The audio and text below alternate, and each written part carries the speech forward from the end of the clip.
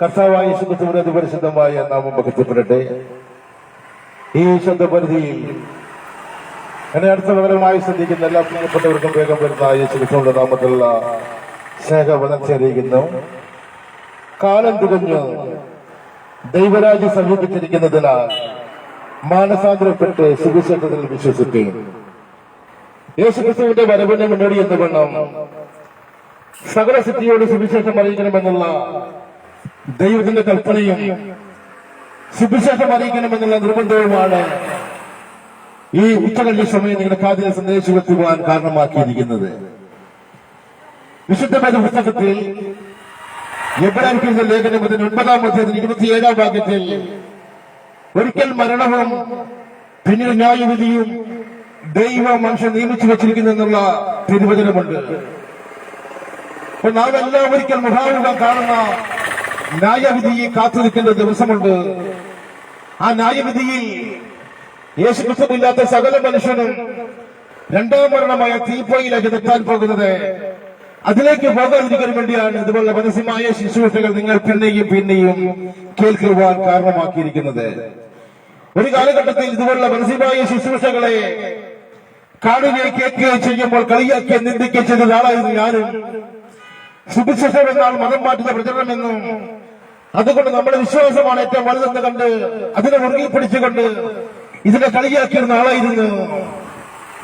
എന്നാൽ ഒരു ജീവിതത്തിൽ രോഗം കടന്നു വരികയും കോട്ടയം മെഡിക്കൽ കോളേജ് ഹോസ്പിറ്റലിൽ പരിശോധിച്ചപ്പോൾ അത് എയ്ഡ്സ് എന്ന മാരകമായ രോഗമാണ് എന്നും ഈ രോഗത്തിന് ലോകത്ത് മരുന്നില്ല എന്നുള്ള ഡോക്ടേഴ്സിന്റെ വാക്കുകൾ ഒരുപാട് വഴിപാടുകൾ നേർച്ചകൾ നടത്തിയതിനു ശേഷം ഒന്നിനെ വിടിവിക്കാൻ കഴിയാതെ വന്നപ്പോൾ ഞാൻ കളിയാക്കിയിരുന്ന നിന്ദിച്ചിരുന്ന യേശുക്രിസ്തു ദൈവമാണ് എന്നുണ്ടെങ്കിൽ ഒരു വിടുതൽ പ്രാപിച്ചുകൊണ്ട് മടങ്ങിപ്പോകാമെന്ന് കണ്ടുവന്ന ഒരാളായിരുന്നു.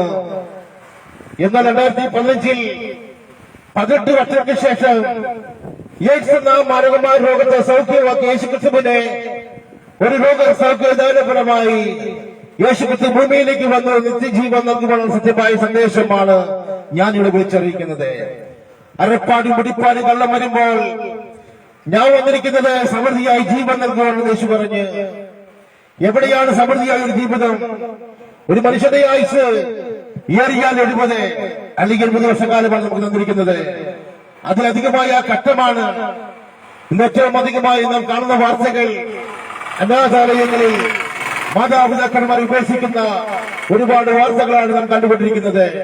ഇന്ന് വഴികളിലും തെരുക്കോടുകളിലും ഒരുപാട് മാതാപിതാക്കന്മാർ ഉപേക്ഷിക്കപ്പെട്ട നിലയിൽ കാണുവാൻ കഴിയുന്നതാണ്. എന്തുകൊണ്ടാണ് മനുഷ്യനെ ഉപേക്ഷിക്കുവാൻ കാരണമാക്കിയിരിക്കുന്നതെന്ന് ചോദിച്ചാൽ വിശുദ്ധ വേദപുസ്തകം വ്യക്തമായി പറയുന്നത് അന്ത്യകാലഘട്ടങ്ങളിൽ മനുഷ്യൻ സ്വസ്നേഹികളും ദ്രവ്യാഗ്രഹങ്ങളുമായി മാറുമെന്നുള്ളത്. ആയതിനാൽ മനുഷ്യൻ തമ്മിൽ സ്നേഹമില്ലാതെ ഇന്ന് ഭവനത്തിനകത്ത് സ്നേഹമുണ്ട് എന്ന് നടിച്ചുകൊണ്ട് ജീവിക്കുമ്പോഴും നാം തിരിച്ചറിയണം ഈ സ്നേഹം നഷ്ടപ്പെട്ടു പോയത് ഇന്നോ ഇന്നലെയല്ല. ഏതെന്ന തോട്ടത്തിൽ ആദം എന്ന വ്യക്തിയാൽ അനുസരണക്കേട് കാണിച്ച നിമിത്തം സ്നേഹം നഷ്ടപ്പെട്ടു പോകാനിടവന്ന്, ദൈവമായുള്ള സ്നേഹം നഷ്ടപ്പെടുവാനിടവന്ന്, അതുപോലെ കുടുംബത്തിനകത്ത് സ്നേഹം നഷ്ടപ്പെട്ടു പോകുവാനിടവന്ന്. എന്നാൽ ഈ സ്നേഹം പിന്നെയും ചേർക്കുവാൻ വേണ്ടിയാണ് യേശുക്രിസ്തുവിന്റെ സ്നേഹത്തെ കുറിച്ച് ഞങ്ങളോട് സംസാരിക്കുന്നത്. ഞങ്ങളുടെയൊക്കെ ജീവിത കാലഘട്ടത്തിൽ പാപത്തിന്റെ കൊടുക്കുന്ന ഒരു ജീവിതമായിരുന്നു. മദ്യത്തിലും മയക്കുമരുന്നിനും ആശ്രയിച്ചുകൊണ്ട് ഞങ്ങൾ കുടിക്കുന്ന മദ്യത്തിനകത്തും ഞങ്ങൾ വലിച്ചു കളയുന്ന കഞ്ചാവിനകത്തുമാണ് സന്തോഷമെന്ന് കണ്ടുകൂടിയ ജീവിതമായിരുന്നു. ആരെയും അനുസരിക്കാതെ ആരെയും വകവെക്കാതെ തന്നിഷ്ടപ്രകാരം ജീവിച്ചുകൊണ്ട് സ്വന്തക്കാർക്കും നാട്ടുകാർക്കും പോലീസുകാർക്കും എസ്എസുകാർക്കും തലവരെയെ മാറി ജീവിതത്തെ മാറ്റിയെടുക്കുമ്പോൾ ഒരുപാട് വഴിപാടുകൾ നേർച്ചകൾ നടത്തിയെന്നുണ്ടെങ്കിലും അതിനൊന്നും വിടിവിക്കാൻ കഴിയാതെ വന്നപ്പോൾ ഞങ്ങളെ തേടി വന്ന് സുവിശേഷമാണ് ഞങ്ങളെ രൂപാന്തരപ്പെടുത്തിയത്. അതുകൊണ്ടാണ് ഞങ്ങൾ വഴിയോരങ്ങളിലും തെരുവോരങ്ങളിൽ നിന്ന് വിളിച്ചു പറയുന്നത് മറ്റൊരുത്തരിൽ രക്ഷയില്ല. നരസിക്കപ്പെടുവാൻ ആകാശത്തിന്റെ കീഴിൽ മനുഷ്യരുടെ ഇടയിൽ നൽകപ്പെട്ട ഒരേ ഒരു നാമമേ ഉള്ളൂ. അത് ഞങ്ങൾ കർത്താവായ യേശുക്രിസ്തുവിന്റെ നാമമാണ്. ഈ നാമത്തിന്റെ മുന്നിൽ എല്ലാ മുഴങ്കാലും മടങ്ങും, എല്ലാ നാമം പാടും യേശു മാത്രം കർത്താവെന്ന്. നിത്യമായ ജീവനിലേക്ക് ഞാൻ കടന്നു പോകണമെന്നുണ്ടെങ്കിൽ പാപത്തിന്റെ മോചനം പ്രാപിക്കണം. മനുഷ്യൻ പാപിയാണ് എന്നുള്ളത് എല്ലാ മനുഷ്യനും അറിയാം. എല്ലാ മതങ്ങളും പഠിപ്പിക്കുന്നുണ്ട് മനുഷ്യൻ പാപിയാണ് എന്നുള്ളത്. അതുകൊണ്ടാണ് പാപത്തിന് പരിഹാരം കാണുവാൻ വേണ്ടി മനുഷ്യൻ അധികമായി പണം കൊടുക്കുന്നത്. ഇന്ന് അനാഥാലയങ്ങളിൽ ആഹാരം കൊടുക്കുകയും ഹോസ്പിറ്റലുകളിൽ ആഹാരം കൊടുക്കുകയും ചെയ്തു കഴിഞ്ഞാൽ താൻ ഇതുപരമായി ചെയ്തിരുന്ന സകല പാപത്തെ മാറ്റുവാൻ കഴിയുമെന്ന് ചിന്തിക്കുന്ന വിശ്വസിക്കുന്ന ഒരുപാട് ആളുകളുണ്ട്. ഞാൻ കേൾക്കുന്ന പ്രിയപ്പെട്ടവരെ, പാപത്തെ മാറ്റുവാൻ ഈ ഭൂമിയിൽ എന്തെല്ലാം ചെയ്താലും, ഏതെല്ലാം കർമ്മങ്ങൾ ചെയ്താലും, ഏതെല്ലാം മാർഗത്തിൽ എന്തെല്ലാം കാട്ടിക്കൂട്ടിയാലും പക്ഷേ പാപത്തെ മാറ്റുവാൻ കഴിയുന്നതല്ല. പാപത്തെ മാറ്റണമെന്നുണ്ടെങ്കിൽ, പാപസ്വരപ്പാത്തെ മാറ്റണമെന്നുണ്ടെങ്കിൽ രക്തശുദ്ധീകരണം നമുക്ക് ആവശ്യമാണ്. പാപത്തിലായിരിക്കുന്ന രക്തത്തെ ശുദ്ധീകരിക്കണമെന്നുണ്ടെങ്കിൽ ഏതെങ്കിലും ആശുപത്രിയിലോ ഏതെങ്കിലും ലാബിലോ കൊണ്ടുപോയി മറ്റൊരു രക്തം കയറ്റി കഴിഞ്ഞാൽ പിന്നെ ഈ പാപത്തിന്റെ രക്തമാണ് നമ്മുടെ ശരീരങ്ങളിൽ ഒഴുകുന്നത്. എന്നാൽ പാപമില്ലാത്തവനായ യേശുക്രിസ്തുവിന്റെ രക്തം സകല പാപവും പൊക്കി നമ്മെ ശുദ്ധീകരിക്കുന്ന പുണ്യ രക്തമായിരിക്കുന്നതിനാൽ ആ രക്തത്തിൽ കഴുകപ്പെട്ടെങ്കിൽ മാത്രമേ മനുഷ്യന് പാപത്തെ മാറ്റാൻ കഴിയുമെന്നുള്ള സത്യ സുവിശേഷമാണ് ഈ സമയം ഞാൻ ഇവിടെ നിന്ന് വിളിച്ചറിയിക്കുന്നത്. സത്യം അറിയുകയും സത്യം സ്വതന്ത്രമാക്കുകയും ചെയ്യുമെന്നാണ് തിരുവനന്തപുരത്ത് പറയുന്നത്. എന്താണ് സത്യമെന്ന് അറിയാതെ, ആരാണ് ദൈവമെന്ന് അറിയാതെ, എവിടെയാണ് പാപത്തിന് പരിഹാരം കാണാൻ കഴിയുക എന്നറിയാതെ മനുഷ്യൻ ഓടിക്കൊണ്ടിരിക്കുമ്പോൾ ഒരിക്കൽ യേശുക്രിസ്തു ഇങ്ങനെ പറഞ്ഞു, ഞാൻ തന്നെ വഴിയും സത്യവും ജീവനും ആകുന്നു എന്ന്, ഞാൻ മുഖാന്തരമല്ലാതെ ആർക്കും പിതാവിലേക്ക് പോകാൻ കഴിയില്ല എന്ന് യേശു തന്റെ വാമൊഴിയാൽ പറയുവാനിടവന്ന്. ഇന്ന് പിതാവിലേക്ക് നേരിട്ട് പോകാൻ കഴിയുമെന്ന് കണ്ടുകൊണ്ട് നല്ല പ്രവൃത്തികൾ നല്ല ദാനങ്ങൾ ചെയ്തുകൊണ്ട് മനുഷ്യൻ ജീവിക്കുമ്പോൾ ഇന്ന് കേൾക്കുന്ന പ്രിയപ്പെട്ട ജനമേ, സഹോദരങ്ങളെ, പാപത്തിന്റെ മോചനം പ്രാപിക്കണമെന്നുണ്ടെങ്കിൽ യേശുക്രിസ്തുവിലൂടെ മാത്രമേ ഉള്ളൂ. ആയതിനാൽ ഈ സന്ദേശത്തെ ഏറ്റെടുത്തുകൊണ്ട് പാപിയായ ഒരു മനുഷ്യനാണെന്ന് തോന്നുകയാണെന്നുണ്ടെങ്കിൽ നിങ്ങളുടെ പാപത്തെ കടിച്ചും അപ്പാണെങ്കിലും അതിനെ ഹിമം പോലെ വെളുപ്പിക്കുന്ന ഒരു നല്ല കർത്താവുണ്ട്. പാപത്തെ വെറുത്തുകൊണ്ട് പാപിയെ സ്നേഹിക്കുന്ന ഒരു നല്ല യേശുവിനെയാണ് ഞാൻ ഇവിടെ ഉയർത്തി കാണിക്കുന്നത്. വിശുദ്ധ വേദപുസ്തകം ചോദിക്കുന്ന ഒരു ചോദ്യമുണ്ട്, ഒരു മനുഷ്യന്റെ ജീവിതത്തിൽ സകല ലോകവും നേടിയാലും തന്റെ ആത്മാവിന് നഷ്ടപ്പെടുന്നത് എന്താണ് പ്രയോജനമെന്ന്. ഈ ഭൂമിയിൽ നാം ആയിരിക്കുമ്പോൾ, ഇഷ്ടപ്പെട്ട രാജ്യത്ത് ജീവിക്കുമ്പോൾ, ഇഷ്ടപ്പെട്ട സ്ഥലത്ത് വസ്തു വാങ്ങി വീട് വെച്ച് ജീവിക്കുമ്പോൾ, ഇതെല്ലാം നേടിയെന്ന് വിചാരിച്ചുകൊണ്ട് മുന്നോട്ട് പോകുമ്പോൾ, ഹേ മനുഷ്യ, നിന്റെ മരണത്തിന് ശേഷം നീ എവിടെയാണ് നീ ചെന്നെത്തുക എന്നുള്ളത് എപ്പോഴെങ്കിലും നീ ഓർത്തിട്ടുണ്ടോ? മരിച്ചു കഴിഞ്ഞാൽ എവിടെയാണ് ഇനിയുള്ള വാസങ്ങൾ എപ്പോഴെങ്കിലും ചിന്തിച്ചിട്ടുണ്ടോ? മരണമെന്നത് സത്യമാണ്, ആർക്കും മാറ്റുവാൻ കഴിയുന്ന ഒന്നല്ല മരണമെന്നത്.